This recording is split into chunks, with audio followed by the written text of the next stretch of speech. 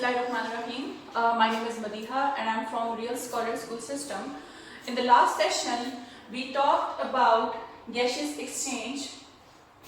So, this gaseous exchange is made for the exchange of gases in the human beings or in the plants, specifically for oxygen and carbon dioxide. Okay. Some other gases are there along with these both gases, but the specific function and function based studies tell us that these both gases are very important for gaseous exchange. So how does this gaseous exchange is occurring?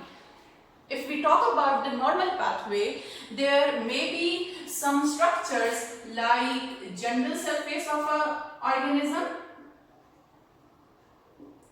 or specialized organ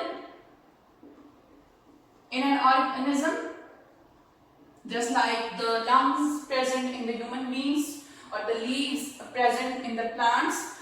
So the gaseous exchange may occur through the general surface, for example in the microorganism or in the bacteria, aerobic bacteria, and specialized organs are there, for example lungs in the case of human beings and leaves in the plants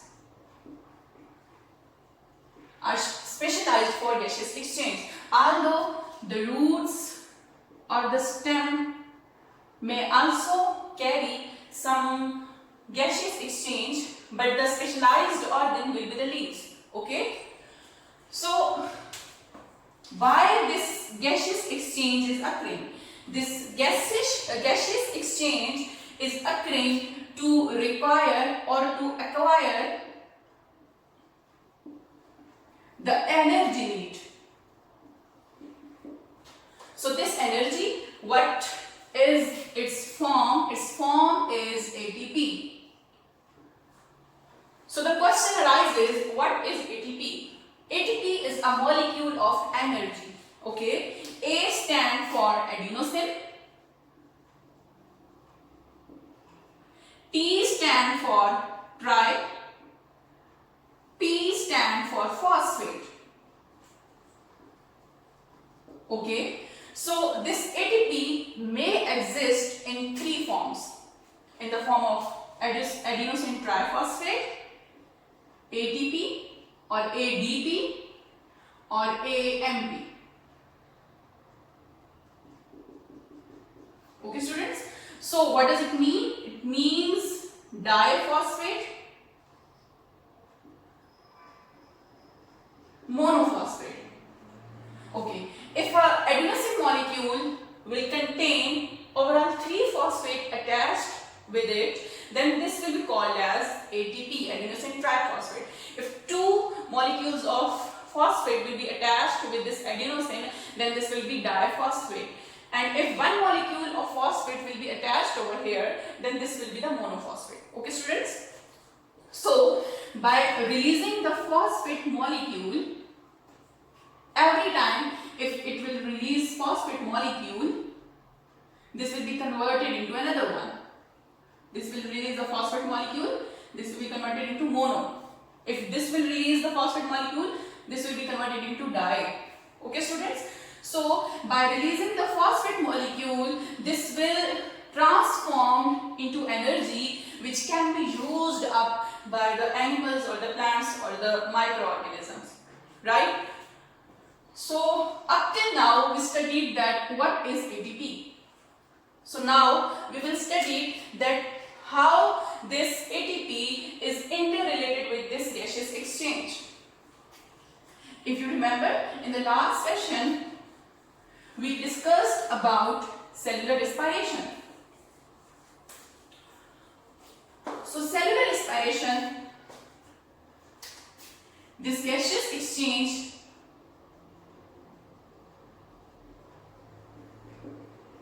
contain a process known as cellular respiration. So this cellular respiration has direct relation with ATP production, energy production. Okay, so how this cellular respiration is directly linked with ATP production, we will talk about over here. Students, as you know that all of us take some food. This food may be in the form of glucose. This is the molecular formula of glucose. This food is oxidized with the help of oxygen. So now this should be click in your mind that this oxygen is coming from where? This oxygen is coming from gaseous exchange, and this gaseous exchange specifically from breathing. So if I write some steps over here, number 1 step, we breathe. During the process of breathing, we inhale oxygen. This oxygen will move from lungs to blood. Okay, will move from lungs to blood. So in the blood, this oxygen will go to the cell. So let's suppose this is a cell. This is the periphery of a cell. So a cell will intake the oxygen from the blood. Okay, in the cell, the food molecule is present. The food molecule may be in the form of glucose, in the form of carbohydrate, in the form of protein, in the form of lipids. So the basic or the quick source of energy will be the carbohydrate. So let's say for an example, we will take the glucose molecule, which is a carbohydrate. Okay. So in the process, when oxygen comes into the cell, this glucose molecule will be broken down. So what is happening over here? Basically the bond between carbon and hydrogen has been broken down with the help of this oxygen. Remember the difference between oxidation and reduction. So if I talk about the difference between oxidation and reduction, recall the oxidation, the addition of oxygen. So if a molecule of oxygen will get into the cell, this will oxidize the glucose or the carbohydrates. If this oxidation is occurring, this will break the carbon-hydrogen bond present in hydrocarbons. As a result, energy will be released. And what should be the form of energy? The form of energy will be ATP. Now students, how this breakage in the bond will make the energy?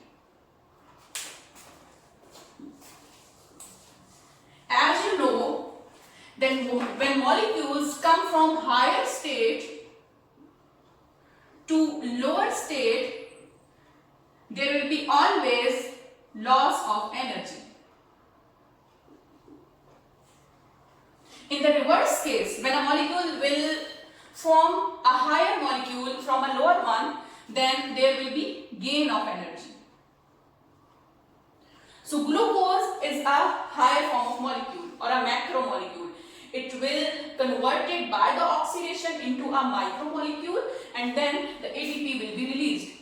So this ATP will be used for multiple activities.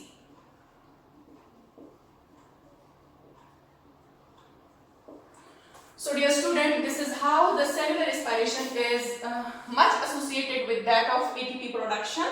The cellular respiration will inhale the oxygen gas. This oxygen gas will ultimately lead to breakage hydrocarbons. This hydrocarbon breakage will produce energy in the form of ATP, and which is used by us for our multiple activities. Thank you so much.